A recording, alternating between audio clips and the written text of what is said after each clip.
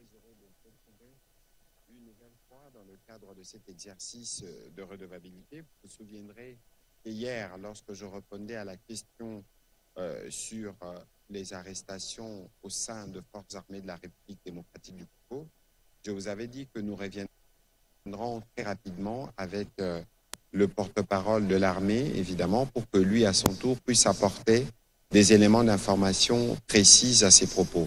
Et donc, ce soir, dans le cadre de cet exercice de redevabilité, nous n'allons pas seulement aborder ces sujets tels que annoncés hier, nous aurons encore l'occasion de faire une percée sur les activités qui se font au niveau de l'armée, spécifiquement sur ce qui est lié à la prise en charge de militaires et de leurs dépendants. Vous avez suivi il y a quelques semaines que le gouvernement a travaillé à doubler les revenus de militaires, mais bien parallèlement à cela, le gouvernement étudie la mise en œuvre d'une série de mesures qui va permettre de garantir l'accès à un certain nombre d'opportunités à leurs dépendants. Nous étions ici avec le ministre de la formation professionnelle qui a eu l'occasion de dire, pour ce qui le concernait, ce qu'il faisait à l'époque, ce qu'il faisait dans ce sens. Et au dernier conseil de ministres vendredi, il est aussi revenu au conseil en expliquant et en nous donnant les nombres des personnes dépendantes de militaires qui ont été casées ou qui sont pris dans les différents filons de formation professionnelle. Monsieur le porte-parole de l'armée générale Ekenge, bonsoir. Bonsoir. Bienvenue à nouveau dans ce cadre de cet exercice de redevabilité que vous connaissez bien. Mais bien avant, je voudrais revenir sur la bonne nouvelle de la journée. Vous avez suivi, c'était en direct à partir de New York sur la télévision nationale, que la République démocratique du Congo a été élue comme membre non permanent du Conseil de sécurité des Nations Unies.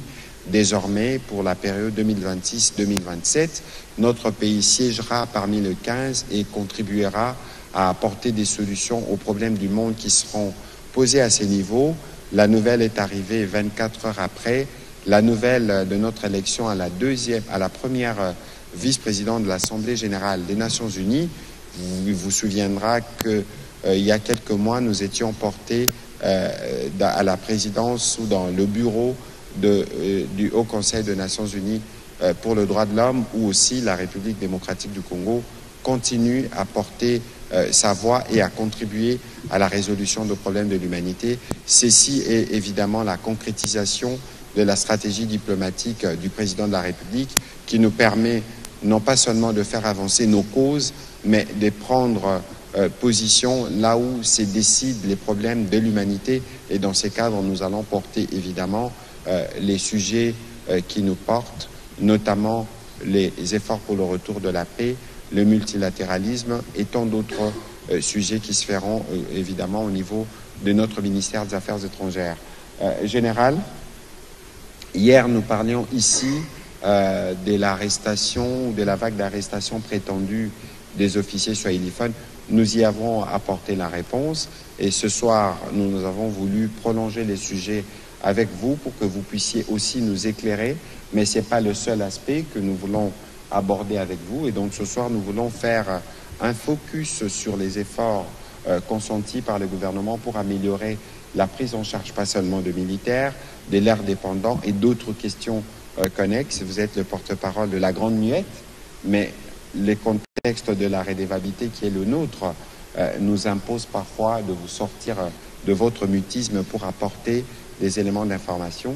Je voudrais donc vous accorder la parole pour vos mots introductifs et puis plus tard vous répondrez évidemment aux questions de professionnels des médias. Vous avez la parole.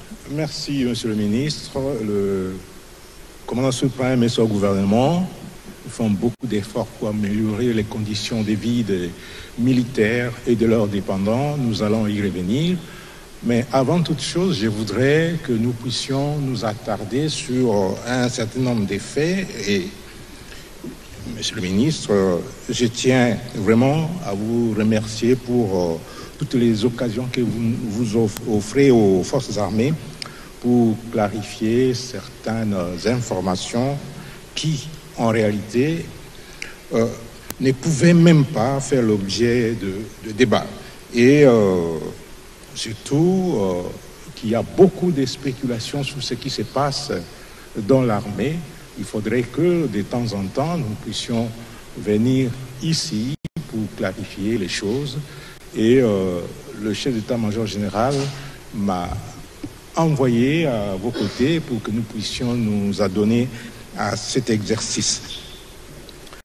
Effectivement, on ne va pas s'arrêter là. S'il y a des questions d'ordre général, nous allons essayer de les rencontrer.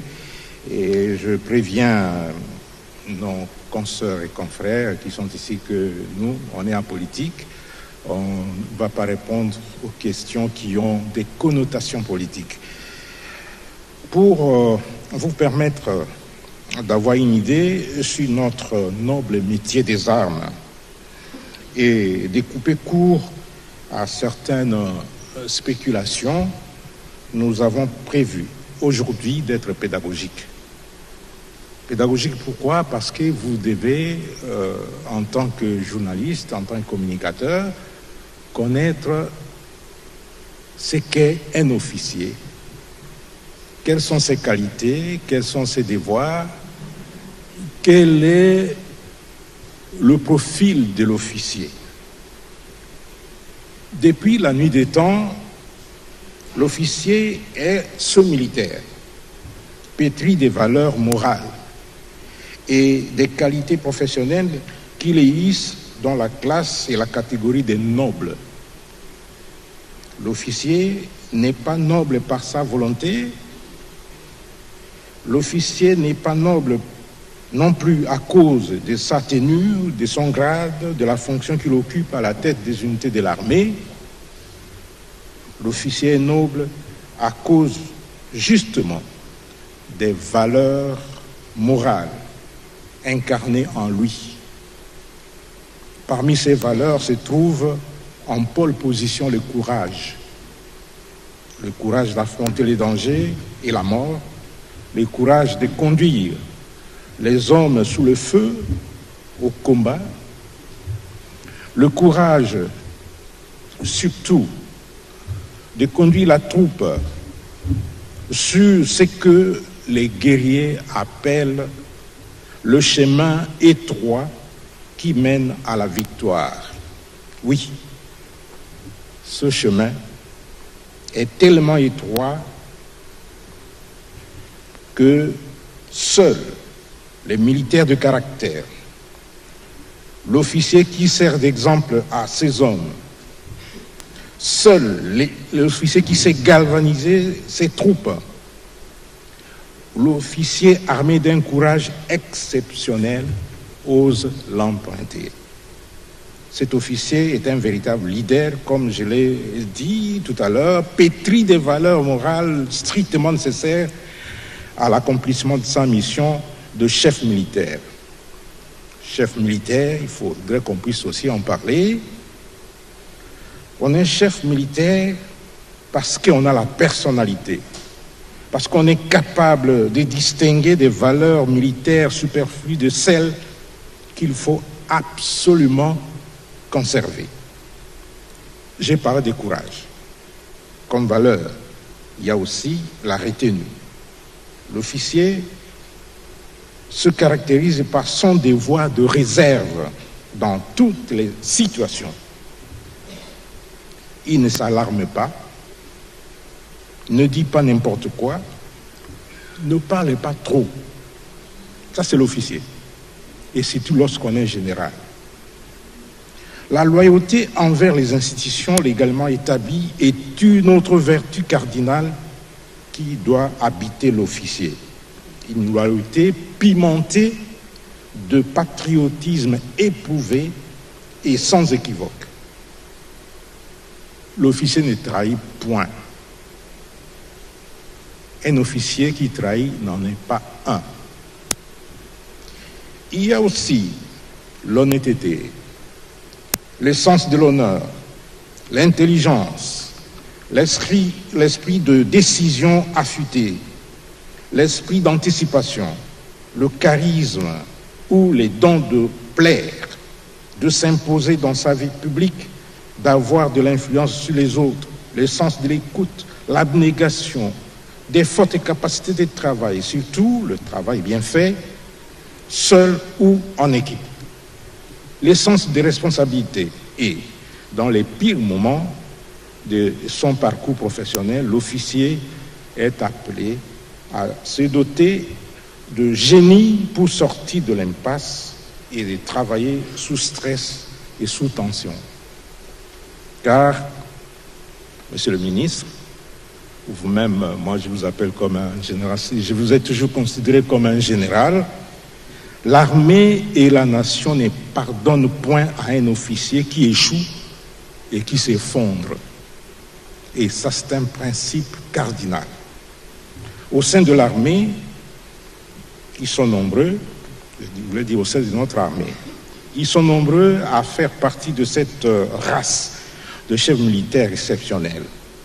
Et ils font la différence, et sur le champ d'honneur, et dans les états-majors, où ils sont appelés à travailler avec dévouement, abnégation, professionnalisme, et dans des conditions difficiles et stressantes.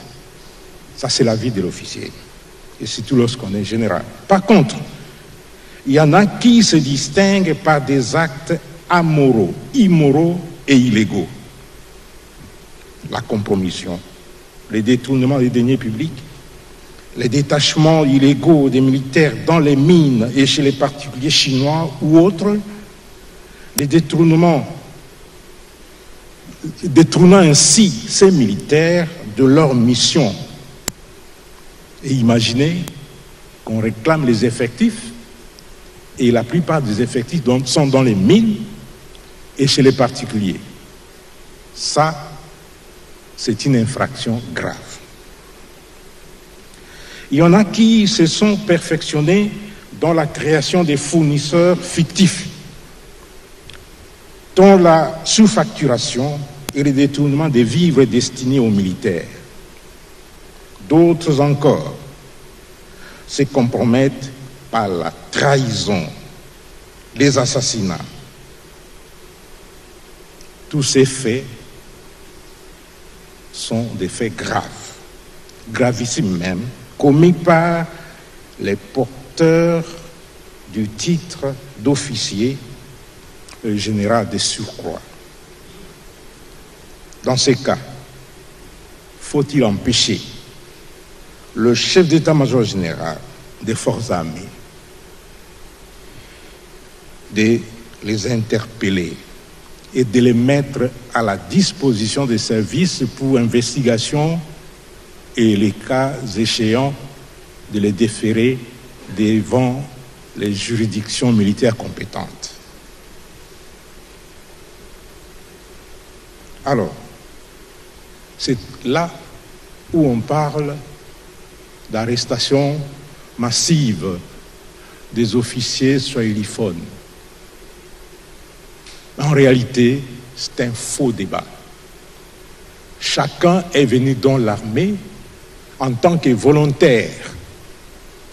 Chacun pose les actes à titre individuel, et lorsque ces actes vont à l'encontre de la loi, eh bien, l'autorité sanctionne individuellement les contrevenants. Et on ne peut pas venir nous parler des officiers swahiliphones qui sont ciblés. Non, il n'y a pas que les officiers swahiliphones. Il y a aussi les officiers généraux d'autres espaces linguistiques qui sont aujourd'hui aux arrêts. Donc, parler des officiers swahiliphones qui sont ciblés par l'armée, mais celui qui les arrête là, il est de quel espace? Le général Gilles Banza, Mouilamboué. Le chef d'état-major général. Le chef d'état-major général. Mais il est de cet espace-là. Son prédécesseur. Son prédécesseur, il était de quel espace? Le prédécesseur de le son prédécesseur de son prédécesseur, il était de quel espace? Non, on est en train d'introduire un faux débat, surtout pour distraire l'armée et surtout entraîner la division en son sein. Donc là, il faudrait que vous, en tant que communicateur, vous puissiez comprendre ça. Et j'ai évoqué les qualités de l'officier pour que vous puissiez avoir une idée sur ce que nous sommes. on n'est pas officier parce qu'on porte la tenue. L'officier, c'est un État. Et cet État ne peut pas corrompre sa fonction, et cet État ne peut pas trahir ce qu'on est.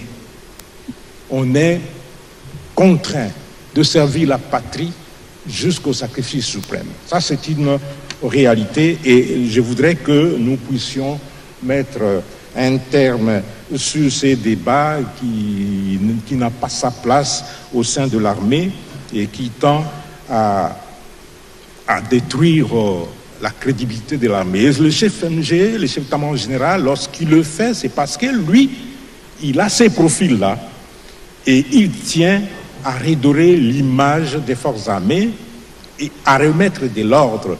Et c'est pourquoi il faut écarter toutes les brebis galeuses qui sont en train d'essuyer l'honneur et la crédibilité des forces armées de la République démocratique du Congo. Un autre point que je voudrais aborder et qui fait beaucoup débat dans les médias et qui fait buzz dans les réseaux sociaux, c'est celui qui a trait au dossier de la rente des survies des dépendants des militaires. Je suis déjà intervenu dans les autres occasions, ici à la RTNC ou dans d'autres médias, pour dire que un militaire, pour devenir militaire, il y a tout un processus. Et pour devenir dépendant des militaires acceptés par l'armée, il y a aussi un processus à suivre.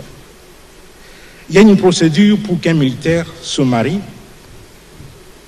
et pour que sa femme soit considérée comme épouse des militaires. J'ai amené avec moi la carte d'identité biométrique de mon épouse. Elle est là. Avec cette carte, elle est biométrique. Quand il y a contrôle, il suffit à mon épouse d'appuyer sur le dispositif électronique de l'ordinateur et toutes les informations toutes les informations concernant mon épouse s'affichent à l'écran. Et on sait que c'est l'épouse de telle, elle est née à telle année, le mariage a eu lieu à telle date, et ainsi de suite, et on a autant d'enfants qui sont reconnus par l'armée. Et si le militaire meurt, comme moi, je meurs, il y a tout un processus, une procédure qui est engagée par l'administration. La première personne concernée, c'est le commandant de l'unité. Moi, je suis commandant d'unité. Dernièrement, j'ai perdu un colonel. Je viens de perdre un caméraman. Alors, ce que je dois faire, c'est quoi?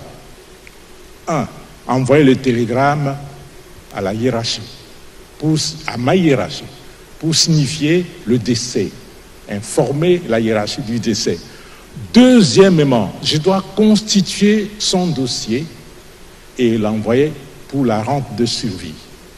Si le cas de décès est survenu pendant les opérations, sur le terrain des opérations, il y a un rapport qui est envoyé à la hiérarchie et à ce moment, ce rapport sera suivi d'un dossier constitué qu'on doit envoyer à l'état-major général via la voie hiérarchique pour que la rente de survie et tous les frais y afférents soient débloqués. Une fois arrivé à l'administration centrale, à l'état-major général, le sous-chef d'état-major général de l'administration s'en occupe, il traite les dossiers et il l'envoie au niveau du ministère de la Défense nationale, c'est-à-dire au secrétariat général du ministère de la Défense nationale qui s'occupe du reste. Mais dire que la rente de survie des militaires n'est pas prise en compte, non. La question, c'est dans la procédure. La plupart des veuves d'orphelins que vous voyez crier, ce sont des veuves et orphelins qui ne répondent pas aux critères. Et chaque fois, lorsque l'inspectorat général descend sur le terrain pour contrôler, il y en a qui n'arrivent même plus puisqu'ils n'ont même pas les dossiers appropriés. Mais, général, sur cette question, vous allez continuer. D'accord. Quand vous dites qu'ils ne répondent pas aux critères, qu'est-ce que cela veut dire? Parce qu'on ne peut pas se présenter soi-même comme veuve ou orphelin de militaire sans que l'on ait eu un mari ou un parent militaire. Oui. Un exemple. Le soldat X vient de terminer la formation. Les gens qui ont été recrutés dernièrement, ils ont terminé leur formation. La loi dit qu'ils doivent s'engager pour 7 ans d'exercice. 7 ans, les soldats. Et pendant ces 7 années, avant de renouveler son engagement, son contrat, il doit rester célibataire sans enfant. Il doit rester célibataire sans enfant. Mais lorsqu'il est aux opérations, et il se marie, ce mariage est illégitime dans les yeux de l'armée, puisque l'armée ne prendra jamais en compte ce mariage-là, même les enfants qui sont nés de ce mariage. Pourquoi? Parce que la loi dit que le soldat doit rester célibataire jusqu'à l'accomplissement de ces 7 premières années. Et oui. Vous avez promis d'être pédagogique. Voilà. Quand vous dites soldat, ça veut dire c'est lié à l'âge, c'est lié au jour où il commence dans l'armée. Il faut nous expliquer parce que... Si je parle des soldats des rangs. Soldats de rang. Des soldats des rangs. Ça veut dire c'est lui qui sort de la formation. De la formation, il est deuxième classe ou il est première classe, caporal, disons oui, caporal. Tout ça, ce sont des soldats des rangs. Il y a des principes qu'on doit respecter. Pour les officiers, c'est la même chose. Je vais donner un exemple. Un officier qui va au front, l'officier, on ne peut pas trouver un général célibataire quand même. Il n'y en a pas. Le général célibataire, les dames, vous qui me suivez, si un général vous dit qu'il est célibataire, c'est qu'il veut abuser de vous. Il veut abuser de vous. Un général célibataire n'existe pas. Et lorsque le général se déplace aux opérations, un colonel se déplace aux opérations, le lieutenant, tout ça, il a son épouse quelque part enregistrée dans la base des données de l'armée, la base des données administratives. Mais lorsqu'il part, il trouve une femme quelque part. Je pars par exemple de l'Équateur à l'Équateur, là où il est en opération, ou à Beni, là où il est en opération, et la femme va croire que c'est son mari. Mais le jour où le contrôle vient, on vous demande d'apposer les doigts dans les dispositifs. Il n'y a rien, il n'y a aucune information qui sort parce que... Et puis lorsqu'on contrôle, on met le numéro matricule du militaire, on voit la photo et les informations de son épouse légitime. Et dans ces cas, que devient cette épouse-là, les Yakatofanda, que les militaires attrapent partout à travers leur campagne? C'est ça le grand problème. Mais le problème n'est pas là. Le problème, c'est que si le militaire se marie, alors il faudrait que ce mariage soit légal et légalisé. Et si le mariage n'est pas légalisé, il y a un problème, puisque l'épouse du militaire doit être enregistrée dans la base des données. J'ai quelques dames qui sont sorties de Toumanga, qui sont chez moi, qui sont venues avec des bébés. Je leur ai dit, mais comment ces bébés seront-ils pris en charge, même au niveau médical? Je suis obligé d'intercéder auprès du commandant du corps de santé militaire pour qu'on demande, pour solliciter la prise en charge de ces enfants-là, Excellence. Bon, voilà. Je ne sais pas si vous avez encore quelques commentaires à faire, mais sinon, nous allons procéder. Oui, quelques commentaires. Je vais terminer par rappeler quelques dispositions légales sur ce que je viens de dire ici. Les dispositions du statut du militaire des forces armées de la République démocratique du Congo. J'ai promis être pédagogique aujourd'hui. Eh bien, je vais parler de la loi numéro 13/005 du 15 janvier 2013 portant statut des militaires des forces armées de la République démocratique du Congo. L'article 11 stipule qu'aucun militaire ne peut faire l'objet au sein des forces armées des mesures de discrimination en raison de son sexe, de sa religion, de son origine familiale, de sa condition sociale, de sa résidence, de ses opinions, de son appartenance à une race, à une ethnie, à une tribu, à une minorité culturelle ou linguistique.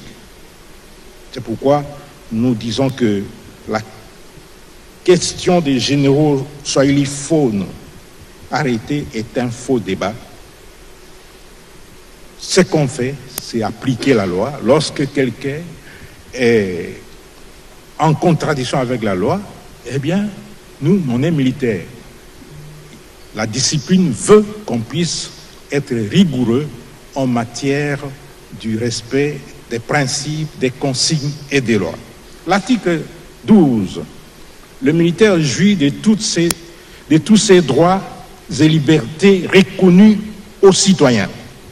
Toutefois, l'exercice de certains d'entre eux est soit interdit, soit restreint dans les conditions fixées par le statut. Et le statut fixe plusieurs conditions. Article 16. Le militaire doit, en tout temps et en tout lieu, respecter les institutions de la République, s'abstenir de toute activité contraire à la Constitution et aux lois de la République. Il doit veiller à la sauvegarde des intérêts de la nation, éviter de compromettre l'honneur et la dignité de son État et de sa profession. Il doit servir le pays avec conscience et courage jusqu'au sacrifice suprême. Mais quand vous allez à l'encontre de cette disposition, le chef d'état-major général et la justice militaire vous attrapent. 207, article 207, le conjoint survivant de l'officier ou dit sous-officier décédé a droit à une rente de survie si celui-ci est décédé en activité de service ou titulaire d'une pension de retraite ou d'invalidité. Le conjoint survivant n'a pas droit à une rente de survie lorsqu'il y a eu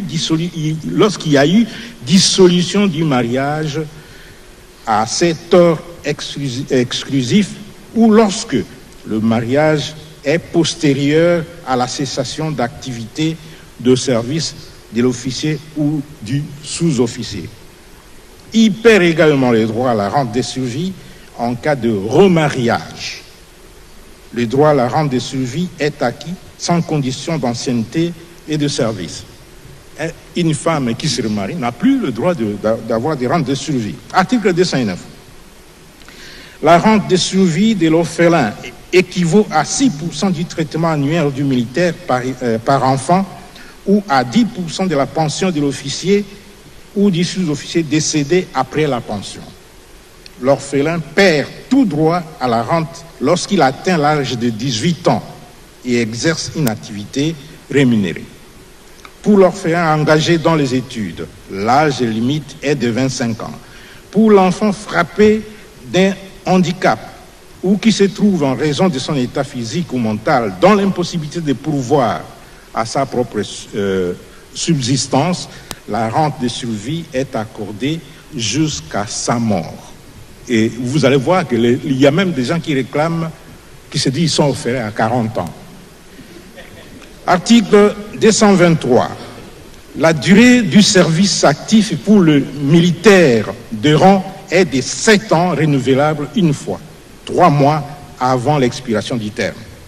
Pendant les 7 ans, les militaires n'ont pas droit au mariage et à avoir une progéniture. En cas de violation de cette dernière disposition et en cas de décès du soldat engagé qui n'a pas encore terminé son terme, son épouse est déclarée illégitime et non éligible à la rente de survie. Il en est de même des orphelins potentiels, c'est de l'ex, dura l'ex, dit-on. Excellence, chers consoeurs et confrères, j'ai tenu à rappeler ces quelques dispositions éthiques et légales en vigueur au sein de notre armée pour amener l'opinion à avoir une idée sur ce qu'est le militaire et le fonctionnement de notre outil de défense. Les principes sont clairs, précis et stricts et de stricte application. Le moindre dérapage entraîne l'indiscipline et amène le contrevenant à subir la rigueur de la loi. Ne dit-on pas avec raison que la discipline est la mère des armées? Excellence. Voilà, merci beaucoup, Général. C'est justement cette phrase que j'avais eu à rappeler hier à l'occasion du briefing qui m'a permis de revenir notamment sur la question par rapport aux arrestations. Général, vous savez que le principe ici, c'est les questions directes pour nous permettre d'apporter des éléments d'éclairage pour des préoccupations portées par des professionnels de médias. Ce soir, nous commençons par M. John Kanyunyu. Je vais demander à M. Félix Matuidi de se préparer, à M. Gilbert Foundier-Liévin Luzolo d'avancer. Merci, Monsieur le porte-parole du gouvernement Patrick Mouyaya pour la parole. J'ai deux petites questions à poser au général Sylvain Kenge, que je connais de longue date d'ailleurs. Moi, général, vous avez tout dit sur la qualité d'un officier militaire. Je dis, vous avez tout dit sur la qualité d'un officier militaire, supérieur, général, subalterne, nous avons tout compris. Mais étant reporter de guerre pendant plusieurs décennies, plusieurs années d'ailleurs, je sais qu'un militaire n'a pas de communauté. Donc vous avez, à mon avis, vidé cette question, ce qui fait polémique sur les réseaux sociaux et sur les médias. Mais je voulais savoir, ce qui fâche ou ce qui gêne actuellement, c'est que plusieurs officiers supérieurs généraux sont arrêtés pendant plusieurs années. Il y a ceux-là qui viennent de passer plusieurs années en détention. En quand le début de leur procès, parce que là, on dira plus que non, c'est parce qu'ils sont de tel parti ou tel autre parti qu'ils sont arrêtés. La deuxième préoccupation, vous avez parlé de mariage occasionnel, mariage à Katovanda, à Kinshasa. Mais les enfants sont innocents. Ce sont des victimes de l'indiscipline de leur père militaire engagé au front, pour le gros. En tout cas, il faudrait qu'on change la position du micro parce que vous sentez... Ça crache, hein? Oui, je disais ceci, je me répète. Les enfants issus de ces mariages occasionnels sont des victimes. Et ils ont droit à avoir... Ils doivent avoir quand même un parent. Quelle décision ou la hiérarchie militaire prévoit quoi pour retourner ou faire entrer ces enfants dans leurs droits? Parce qu'ils n'ont jamais demandé à leurs parents militaires engagés au front, que j'appelle, excuse-moi, indisciplinés, de s'engager avec leur maman alors qu'ils avaient ou qu'ils ont des épouses dans d'autres provinces. Merci beaucoup. Merci, John. Un militaire n'a pas de communauté, effectivement. Moi, c'est ce que j'ai appris depuis les centres d'instruction, à travers les écoles militaires, à travers ma vie professionnelle. C'est ce que moi j'ai appris. Le militaire n'a pas de communauté. Le village, le secteur, la chefferie, le territoire, la province, la communauté du militaire, c'est la République démocratique du Congo, point barre. Et je vais ajouter quelque chose. La loi est claire là-dessus. Le militaire n'a pas de syndicat. Le militaire n'a pas de syndicalistes. Alors, il ne faudrait pas que les gens se constituent en communauté pour défendre un militaire et raconter des histoires dans les réseaux sociaux. Puisque le syndicat des militaires, c'est son chef. C'est sa hiérarchie. Celui qui défend le militaire, c'est sa hiérarchie. Mais ce n'est pas vous.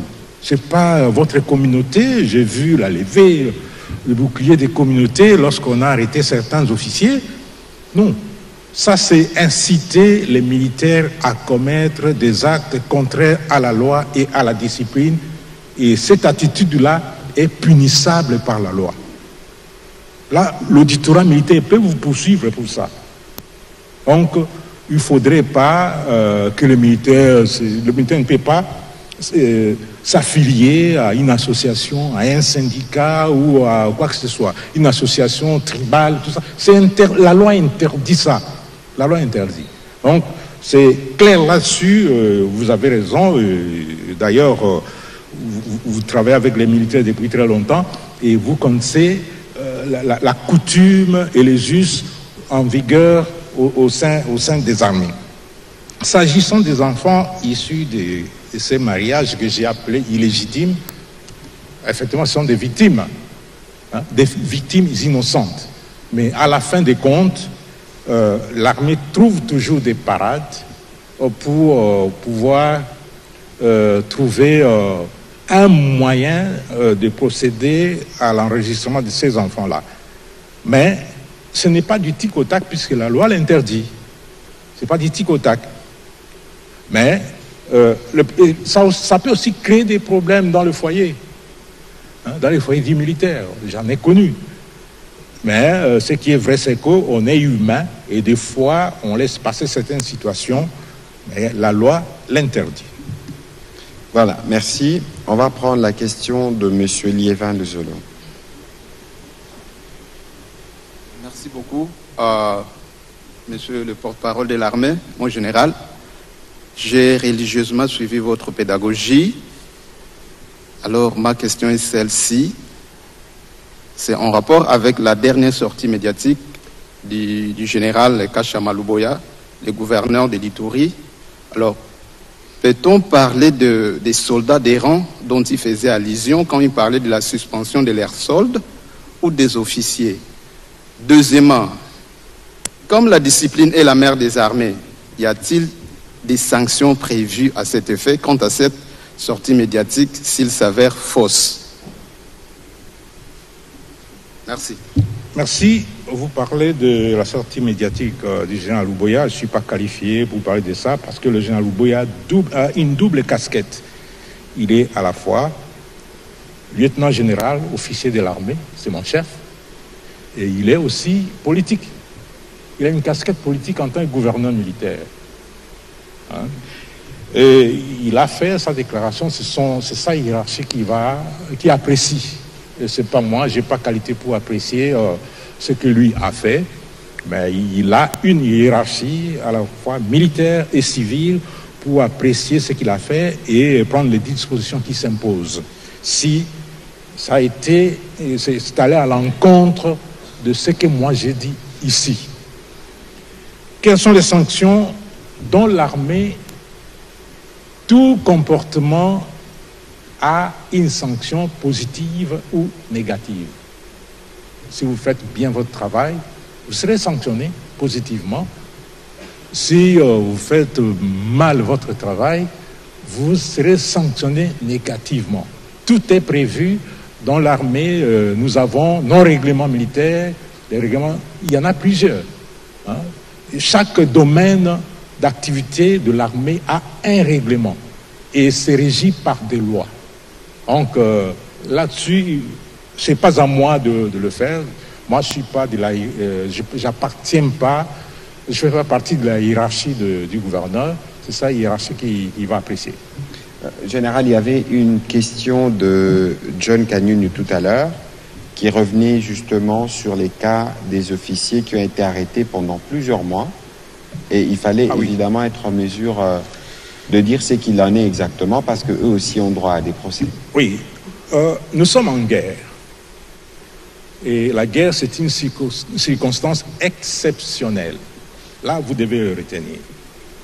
Et à certains moments, si le commandant suprême déclare l'état de guerre, on peut même réquisitionner, monsieur le ministre, on lui donne l'uniforme, on peut réquisitionner vos médias. Et vous n'allez pas dire que nous sommes... Je suis déjà en uniforme. Voilà, nous sommes en dehors de la loi. Non, on est en guerre et il y a certaines circonstances exceptionnelles qui sont appliquées. Il y a des officiers qui sont arrêtés pour des raisons évidentes.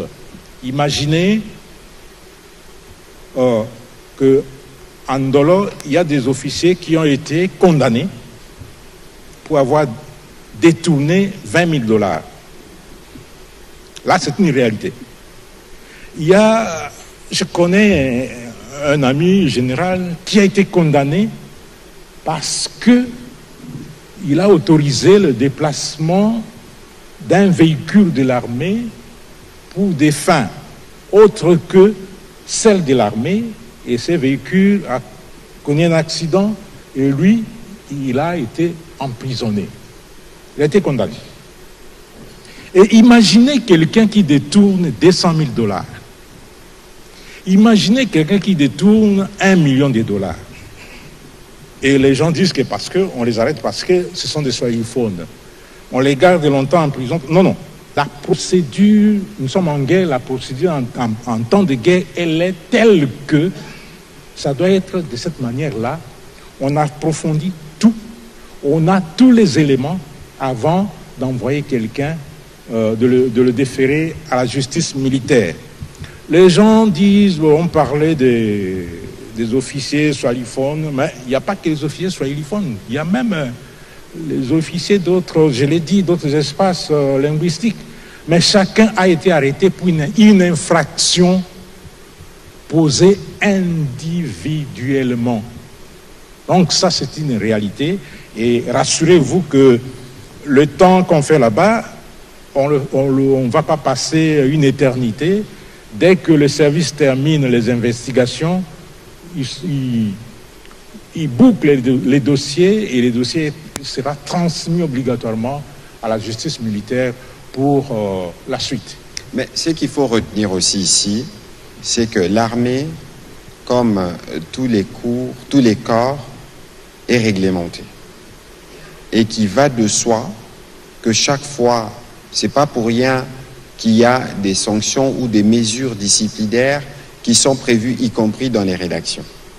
Et donc, il ne faudrait pas considérer que chaque fois qu'il y a eu une interpellation d'un militaire, que cela est forcément lié à une question tribalo-ethnique, dans un contexte où le président de la République a fait de la montée en puissance de nos forces armées le premier objectif de son action.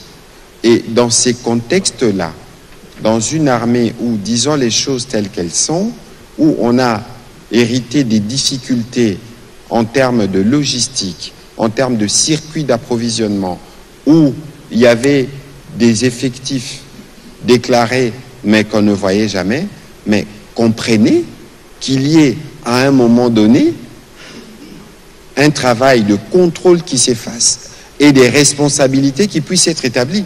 Comment vous voulez nous demander de nous assurer que nous faisons la montée en puissance de l'armée, que nous la rendons plus forte, mais comment voulez-vous nous reprocher en ce moment-là, lorsque on remarque que tel acte qui a été posé n'a pas été posé dans les règles de l'art, qu'on interpelle?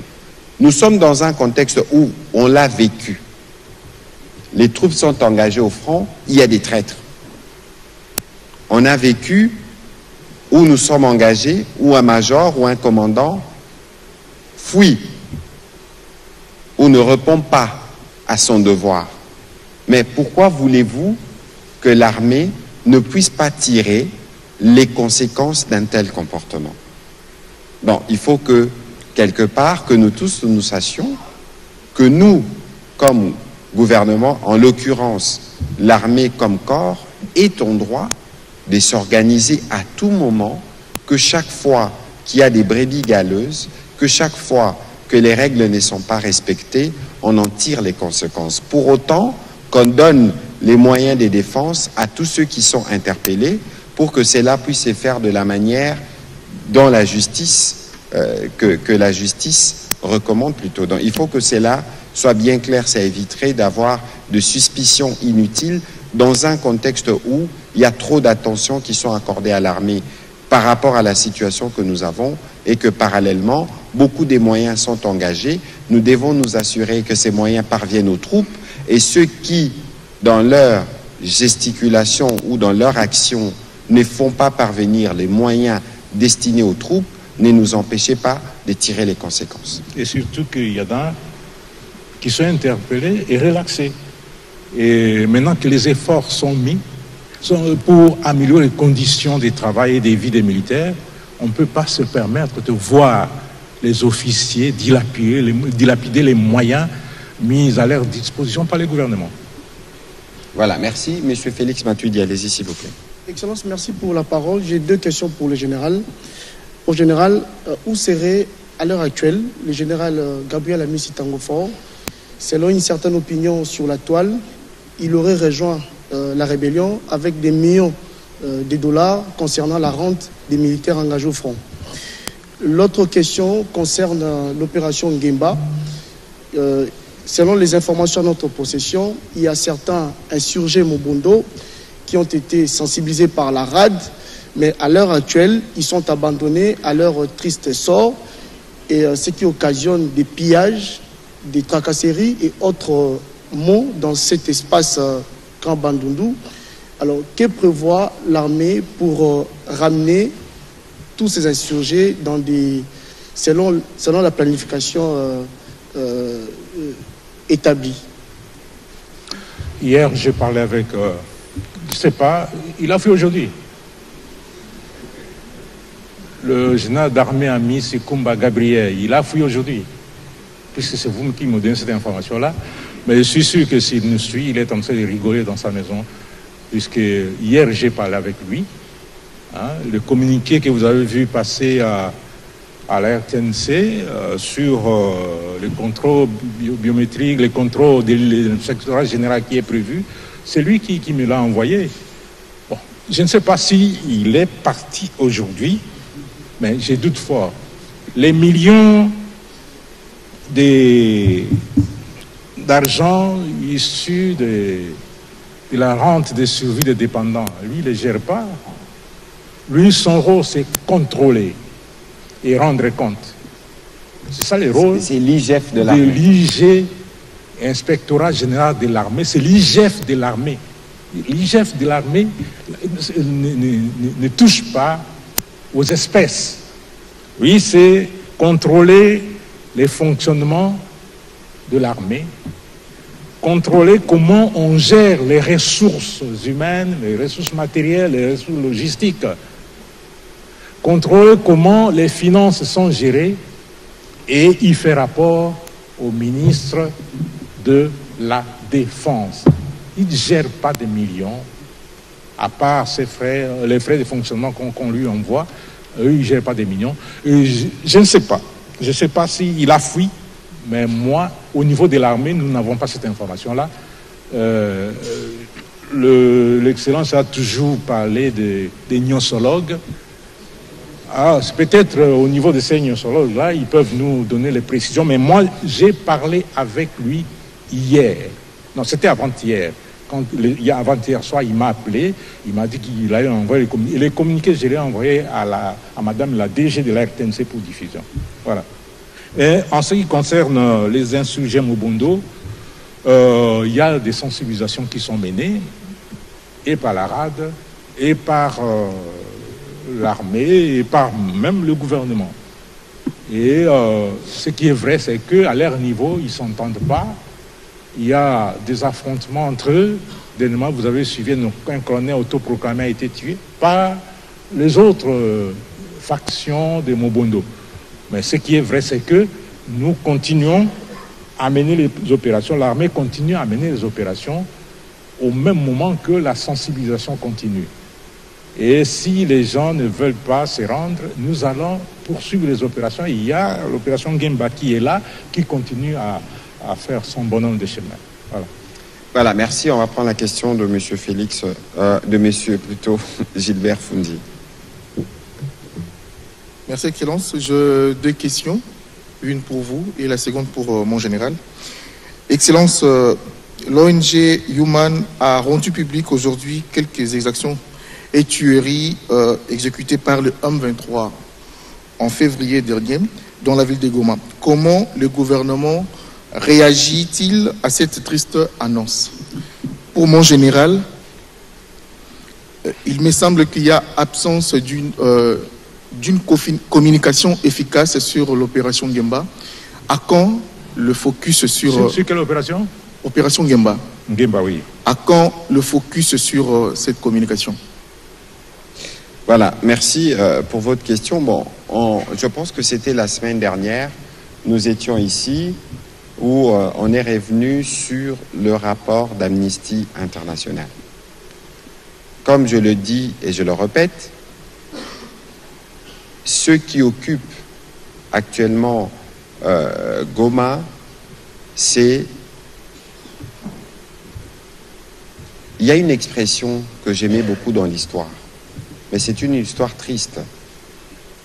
C'est des bouchers. Parce qu'en réalité, si vous devez collecter, au-delà de toutes les preuves que nous avons, des témoignages que nous enregistrons, lorsque vous lisez le rapport d'Amnesty International sorti la semaine dernière, lorsque vous lisez le rapport de Human Rights Watch sorti aujourd'hui, vous vous rendez compte de la barbarie, de la terreur et de la gouvernance par crime. J'insiste sur le mot crime, parce que la volonté claire, c'est de s'aimer la terreur. La volonté claire, c'est de dire, plus on tue, mieux c'est. Parce que plus on tue, plus on sème la terreur, plus on est craint. Et c'est tellement paradoxal de voir les mêmes qui sont auteurs de ces crimes odieux, de ces massacres, vouloir se présenter comme des sauveurs. J'entends de bruit du genre Kinshasa punit les populations du Kivu parce que les secteurs bancaires n'est pas opérationnel. J'y avais répondu ici. Mais tenez-vous bien, quelle est la banque qui va, par exemple, accepter de travailler avec un mouvement qui est sous sanction américaine? Qu'on ne vous trompe pas, les leaders, ces supplétifs, n'ont pas le droit d'utiliser d'aucune manière les dollars américains. Et d'ailleurs, s'il y a des cas enregistrés, pour tous ceux qui sont des témoins dans les Nord Kivu, des opérations qu'ils commettraient, il faut les signaler, parce que le FAC va les sanctionner. Et les banques ne sont pas fermées du fait de notre volonté, du fait du fonctionnement du système et des conditions de sécurité, y compris pour les épargnants. Alors, vous ne pouvez pas, d'une part, vouloir vous présenter comme ceux qui ont besoin de soulager la misère des populations et de gouverner par crime au quotidien. Et aujourd'hui, c'est un climat de terreur qui règne dans ces partis sous occupation. Et c'est pourquoi le président de la République et nous tous, nous travaillons à donner un coup d'accélérateur à tous les processus qui sont en cours, parce que cette situation doit vite s'arrêter. Et donc, les bouchers de Goma doivent, à un moment donné, se souvenir que l'histoire avait repéré les précédents bouchers et il y a eu les conséquences qui étaient celles-là. Et donc, ici, je rappelle la nécessité pour nous tous de rester mobilisés. La nécessité pour nous tous d'exprimer toujours ces sentiments de soutien et de solidarité aux populations qui sont affectées. Je l'ai dit il y a quelques jours ici, nous au gouvernement, lorsque le ministre de la Santé, les ministres de la Défense, les ministres de l'Intérieur font leur briefing, ils commencent toujours par nous faire le point de la situation dans les parties qui sont sous occupation.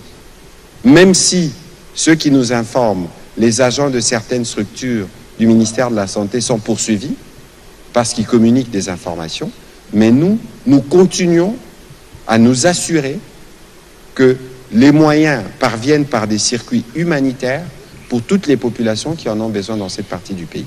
Et donc, ces rapports de Human Rights Watch, comme le rapport d'Amnesty International, et comme il y a des témoignages multiples des journalistes et d'autres structures comme des ONG à Goma, doivent converger vers Genève pour la mission d'établissement de faits, doivent converger vers la CPI parce que pour le mois de septembre, normalement, nous aurons une commission d'enquête internationale qui sera en mesure de s'appuyer sur tous ces rapports pour établir les responsabilités de tous ceux qui commettent ces crimes. Voilà, merci. Général. Pour renforcer ce que vous dites là, mon agent vient de me montrer une image. Je vous informe que j'étais avec un agent qui a été envoyé au CECAS, affecté au CECAS. Je suis resté sans agent. Et heureusement, le chef d'état-major m'a affecté des agents. Ce sont des professionnels de médias, de la communication opérationnelle, des professionnels des terrains, Makazuka et Ndjike que vous connaissez, Guillaume, qui sont devenus mes agents. Ça, c'est une information que je porte à votre connaissance. Et il m'a montré une image au Kankatindo, une église fraîchement construite qui a été détruite par les M23. C'est pour corroborer ce que vous avez dit. Absence de la communication dans l'opération Ngemba. Oui, depuis un certain temps, il y avait ce déficit de la communication, mais il ne faut pas laisser cette responsabilité à l'armée seule.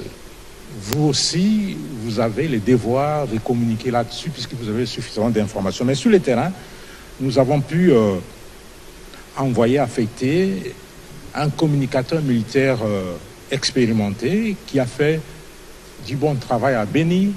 C'est Anthony Mwalouchaï qui s'occupe de cette communication. Depuis un certain temps, il y a beaucoup d'informations qui sortent, qui sensibilisent la population. Il est en train de sensibiliser la population, de sensibiliser les organisations locales et même les miliciens pour laisser tomber les armes et essayer d'entendre la voix de la raison. C'est même pas pourquoi on se bat de ces côtés-là. Quelle main noire est derrière ces gens-là? Je ne sais pas. Les recherches sont en cours. Peut-être qu'un jour, tout sortira au grand jour. Mais ce qui est vrai, c'est qu'il fait un travail de qualité sur le terrain et il doit être appuyé par vous. Et heureusement que j'ai 2 agents expérimentés qui vont m'aider à l'appuyer aussi pour que nous soyons informés de tout ce qui se passe de ces côtés-là et que la communication soit efficace et proactive. Voilà, Général, on va prendre la dernière série des questions avec Martin Moudimbi, j'espère Labunda, et on terminera avec Jimmy Mukendi pour la question en Lingala. Merci, Excellence, pour la parole. Mon général, les briefings de ce soir a eu des visées pédagogiques. Nous avons reçu un certain nombre d'informations autour de l'armée. Ceci m'amène à vous demander, est-ce que c'est possible, dans le cursus d'un militaire au sein de l'armée, que ce dernier puisse devenir officier général, c'est-à-dire général de brigade, général-major à moins de 30 ans? Est-ce possible? Vous dites qu'il devienne? Je n'ai pas compris la question en tout cas. Je demande si dans le cursus normal d'un militaire au sein des FARDC, s'il est possible que ces militaires deviennent officier général, c'est-à-dire général de brigade ou général-major à moins de 30 ans. Est-ce possible? À moins de 30 ans. À moins de 30 ans. À moins de 30 ans. À moins de 30 ans. Oui. On va prendre la question de M. J'espère Labunda. Merci beaucoup, Excellence, pour la parole accordée. Mon général, en perspective de la couverture santé universelle initiée par le chef de l'État, il est prévu une dotation d'une carte nationale d'assurance santé qui permettrait bien sûr aux militaires d'accéder aux soins de santé sans contrainte financière. Question: comment comptez-vous accorder ces privilèges aux dépendants des militaires dans les zones sous occupation? Merci.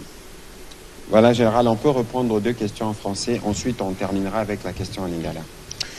Merci, Excellence. Général, en moins de 30 ans, il ne faut pas oublier que nous venons de loin. Et nous venons d'une situation particulière. Il y a eu, pendant la Deuxième République, puisque moi j'étais formé militaire pendant la Deuxième République, c'était difficile d'escamoter les grades. Il n'y a que les aumôniers et les médecins aussi qui pouvaient sauter des grades. On les recrutait au grade de sous-lieutenant et puis le lieutenant directement. Et puis il devenait, après lieutenant, il devenait major et ainsi de suite. Puisque c'était un statut particulier à l'époque. Mais moi, j'ai été recruté pour faire la carrière d'officier. Puisqu'il y a la carrière de soldat et la carrière d'officier. Il y a aussi la carrière des sous-officiers. Général, parce que vous faites la pédagogie, dites-nous, la carrière du soldat, c'est soldat de première classe, soldat de deuxième classe. Voilà. Il peut s'arrêter au grade de caporal. Et donc on est soldat, soldat de première classe. On est recrue d'abord. On est recrue, voilà. Recrue, soldat de deuxième classe, soldat de première classe et puis caporal. Là, il peut s'arrêter là. Pour devenir sergent, il doit passer par une école, une formation. Il y a l'école des sous-officiers. Et là, il devient sergent et il peut passer premier sergent, sergent-major, premier sergent-major et il s'arrête là. Pour devenir adjudant, il doit passer par une école. Et lorsqu'il devient adjudant, puisque de sergent jusqu'à adjudant-chef, ça c'est la carrière des sous-officiers. Et pour devenir adjudant, il doit passer par une école. Et lorsqu'il a le grade d'adjudant, il peut aller chaque 3-4 ans, s'il est discipliné, il accède au grade d'adjudant de première classe et puis d'adjudant-chef. Mais aller, à partir de ce moment-là, pour devenir officier, la carrière d'officier commence par le grade de sous-lieutenant et ça s'arrête par le grade de général d'armée. Pour devenir sous-lieutenant, il faudrait que lui aille à l'académie militaire. Mais à l'académie militaire, on recrute, comme moi, j'ai été recruté civil pour aller à l'académie militaire. J'ai terminé à l'académie militaire, on m'a conféré le grade de sous-lieutenant, je suis passé lieutenant, et je suis resté presque 10 ans avec ce grade de lieutenant pour tout ce qui est arrivé, avec l'entrée de la FIDE et consort. Je suis devenu capitaine, et puis major, et puis lieutenant-colonel, colonel, et puis il a plu au commandant suprême de me nommer général de brigade, et aujourd'hui je suis général-major, commandant du service de communication et d'information des forces armées, porte-parole de l'armée. C'est comme ça que ça se fait. Mais est-il que, à partir de l'arrivée de l'AFDER, il y a une révolution. Et ceux qui sont arrivés, ils sont arrivés avec la révolution, et il y en a qui ont acquis des grades de cette manière-là. Et ces grades, pour la plupart, ont été complétés par un cursus de formation dans les écoles. Beaucoup sont entrés dans les écoles, et ceux qui n'ont pas eu la capacité de poursuivre les études, il y a eu des passerelles pour essayer de les encadrer en matière de formation. Et c'est ça le problème. Le processus normal, il est là, mais nous venons d'une situation particulière et vous devez comprendre qu'il y a des officiers qui sont devenus des généraux en moins de temps par rapport aux autres, puisque c'est ça la particularité de la situation de notre pays. Assurance et santé des militaires, oui.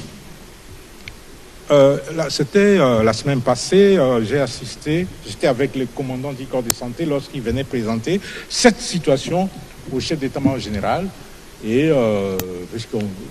comme il y a eu celle de notre admission dans le processus de l'administration avec le ministre de la fonction publique, il y a aussi le ministre de la Santé qui voudrait intégrer l'armée et ses dépendants dans le processus d'assurance maladie, c'est une bonne chose. Et si nous, on est accepté, c'est que non dépendants aussi. Et il y a les dépendants et dépendants. Je vous ai lu les articles du statut, de la loi portant statut des militaires. Quand un enfant dépasse l'âge voulu, et s'il n'est pas dans le processus d'études, de formation, alors cet enfant-là se prend en charge. Moi, j'ai mon fils aîné qui n'est pas comptabilisé dans la base des données parce qu'il est au-delà de 30 ans. Il a presque 40 ans. Il va vers 50 ans. Mais mon épouse, mes enfants seront pris en compte lorsque nous serons intégrés dans ces processus. Il n'y a aucun problème. Voilà. On va prendre la dernière question, la question de Jimmy Mukendi en Lingala pour clôturer. Merci beaucoup, Excellence, pour na maloba. Motuna Liboso, na porte-parole et armée, Général Sylvain Ikenge, le bombardier. Motuna Nanga Ezali Koyeba, d'abord merci pour na Onyo Stoki na français, parce que aux 8 ans, pédagogiquement, il y a expliqué le rôle de l'armée, penini, tondengeni soldat il faut azala. Na kosepela to na kosenga na autorisation à ministre ce qui ça il a vu moi synthèse mke na lingala pour te comprendre quintessence ya communication na topé bozindo ya communication o yo linga kopé sa biso mokwalilo par rapport ya discipline pe ya armée. Deux préoccupations pour na ministre de la communication porte-parole du gouvernement. Mokolo Alelo na New York République démocratique du Congo, ils allaient élus comme membre non permanent, il y a Conseil de sécurité, Koloba. Ils allaient avancer mon diplomatique, puis 2 jours avant. Tu vois que dans le 20e sommet, le 9 septembre, RDC a élu comme vice-président. Question, où tu n'es pas téléspectateur, c'est-à-dire le fait que RDC comme membre non permanent. RDC ko gagner nini, toko gagner nini, et bakisa nini na Oyo Congo ezali lelo. Deuxième préoccupation par rapport à Oyo na Est, il y a République démocratique du Congo, au Limbisata Mousseza moi raccordement. Balobito lobela lisusu Joseph Kabila te na ba TV. Yo confirmant ngo.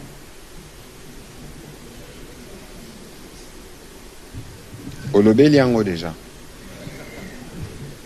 Président, c'est ça que je crois que à ça qui interview Oyo a Pesaki parce que c'est le CESAC de Etalaka Makambu Oyo Etali contenu Yaba Média.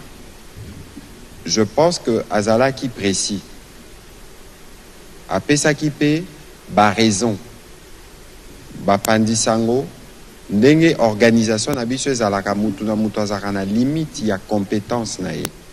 C'est le CESAC qui s'occupe du contenu des médias et c'est le CESAC qui s'assure il y a copé ça ba directive, il y a couverture, il y a ba makambu mibale misato en tenant compte du contexte autozanango.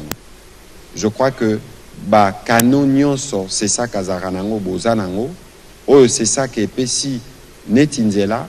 Il faut bino bapandisango bo s'assurer que bolandango luka raccordement te po nyo sala ezanetimo raccordement kasi ngana za molobeli ya gouvernement chaque fois que cela sera de besoin tokoya couper sabino biyano na makambo etali ndenge mbokezo kende y compris na makambo etali ba situation na ba parti oyoza sous occupation ndenge tomesana ko sala.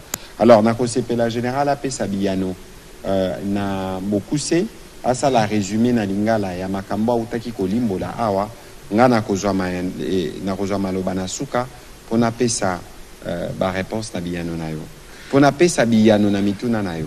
Merci. Na bokuse na lobaki boye soda o babengi officier puisque tous en troupe puis tous en a ba sous-officier na ba officier mais o babengi officier yende mokonzi ya mampinga moto na esika na ye motuana o babengi officier ye akoki la moyibi te ye akoki ateka mboka na ye te ye aza moto ya bilobaloba te ye atosaka mibeko o soki ye atosi mibeko akosenga baye baza nsima na ye batosa mibeko po soki yo moko ozotosa mibeko te mpe ozosenga soda atosa yango soda akotosa yango te officier aza moto ya limeme ya liboso ya discipline ya liboso abengi ye officier soki officier aza na discipline te soda mpe akomemia ye te soda mpe akotosa ye te officier il faut atosa mibeko ya mboka bakonzi ya mboka ye nde akolakisa basoda officier nde oyo amemaka bato na bitumba e soki omemi moto na bitumba oyebi etumba eza lisano ya liwa alors moto oyo amemaka bato na bitumba officier mokonzi amemaka bato na bitumba ye ifo azala motema piko aza moto oyo azalaka na soda ntango nyonso asolaka na soda ayebi pasi ya soda aliaka na soda esika moko ayebi kolela ya soda mpe ayebi makambo nyonso ya mpasi soda azalaka na yango mpe aza kopesa biyano ebongi te ete ngai lokola général nazala moto oyo aza kobebisa makambo ya armée yango wana tomoni bakonzi ebele ya mampinga batangi bango baza kosambisa bango bamosusu basi bakota boloko bamosusu baza nano kosubir processus na baservice na biso mpo na nini babuki mibeko e ngai nayaki na armée nga moko moto amemaki nga na armée aza te naza baninga na ngai tosisaki na ezala na académie ezala na centre d'instruction nzela moko mais mutu na mutu ayaki na nzela na ye soki mpe mutu asali mbeba asalaka mbeba ye moko ye nde akozala responsable ya mbeba oyo asalaki liboso ya mibeko mokonzi nde akangaka te mibeko nde ekangaka soki obuki mibeko mibeko ekangi yo alors totika bilobaloba o baswahili bakangi bango baza kolandaka bango bongo mokonzi ya liboso ya mapingo aza nsima ya commandant suprême ye aza nani seza moswahili oyo azalaki liboso na ye azalaki nani moswahili oyo mpe azalaki liboso ya oyo azalaki liboso na ye azalaki nani moswahili bakonzi oyo epa na ye na eta major na ye nani aza adjoint na ye mokitani na ye ya liboso moswahili bakonzi ebele baza na mapinga baswahili eza te mpo na kolanda baswahili eza eloko moko te na armée bapekisa biloko wana ya kosible bato ngai mboka na ngai naza na tata mama akufa naza na mboka na ngai oyo nga na botamba na village na ngai naza na secteur na ngai naza na territoire na ngai naza na province na ngai lokola nazalaki civil lokola nakoma soda village na ngai groupement na ngai territoire na ngai province na ngai kombo na yango république démocratique du Congo e wana eza mpo na basoda nyonso na bapolisier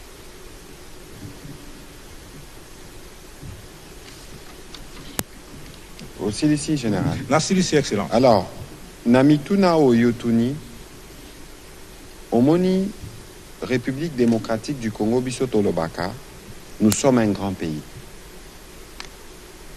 Et on ne peut pas nous définir Nabakokoso Tozanango. Et les grands pays s'affirment Nandenge Tolobarana Lopoto na concert des nations. L'élo République démocratique du Congo na Mikolo Eleki, Boyokaki, Tozalaki, Tokotaki na Conseil des Nations Unies pour le droit de l'homme, où nous avons été élus. Na Makambo Nyo Swetali droit de l'homme, Yomoro Lobango na Lingala, il y a humanité place ba décision ezwamaka. Il y a tout royo to komi d'abord, la vice-présidence, il y a Assemblée générale, il y a Conseil il y a Assemblée générale des Nations Unies.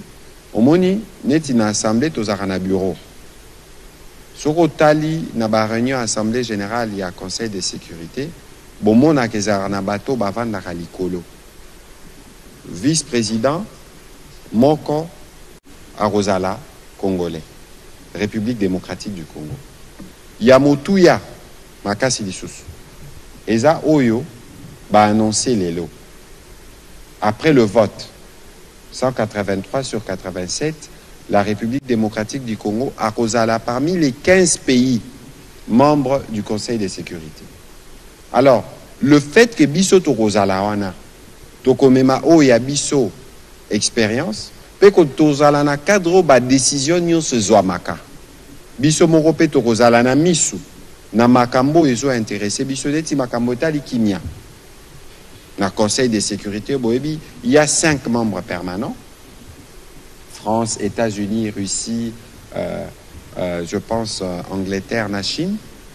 Ensuite, il y a les 10 autres membres au Bayaka pour rejoindre les 5 pour Bassala, Conseil de sécurité, Oyo, et ça organe et règle tous les problèmes liés à la paix, la sécurité dans Mokili. Ça veut dire, organe Oyo et traitamakamo etali droit de l'homme, na Genève, Tozana Kati, Binomoko Bomonaki tout à l'heure dans le Baki, Makambaba mission d'établissement des faits, Makambaba commission d'enquête internationale, Ezali Koya, pour na Makambo etali bateau, Bazo Boma Bomana Goma, na Bukavu. Ensuite, Tozana Conseil de sécurité.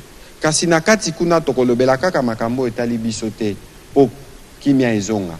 Tokolobela pe Makambo etali ba conflit mususu.